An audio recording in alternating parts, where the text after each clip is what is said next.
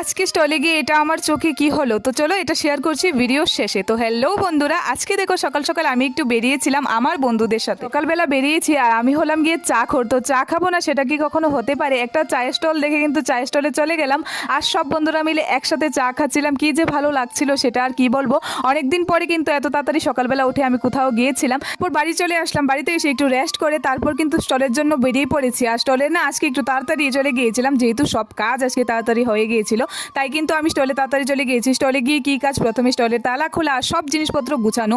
এই গোছাতেই না 1-1.5 ঘন্টা লেগে যায়। তো সব কিছু গুছিয়ে আমি না টিফিন খেয়ে নিচ্ছিলাম, কারণ আজকে বাড়ি থেকে লাঞ্চ করে যাইনি, খুবই খিদে পেয়েছিল। তো টিফিনটা রাহুল বাড়ি থেকে নিয়ে আসে, তো সেটাই আমি এখন খাচ্ছিলাম। আর খেয়ে দিয়ে কি কাজ শুরু, কাস্টমার আসে, কাস্টমারকে দিই।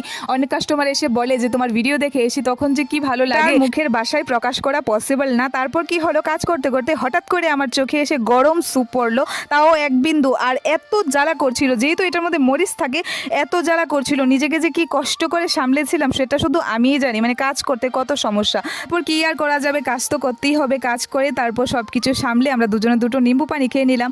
আর আজকের ব্লগটা এখানেই শেষ করছি। ভালো লাগলে অবশ্যই লাইক কমেন্ট করে পাশে থেকো। টাটা।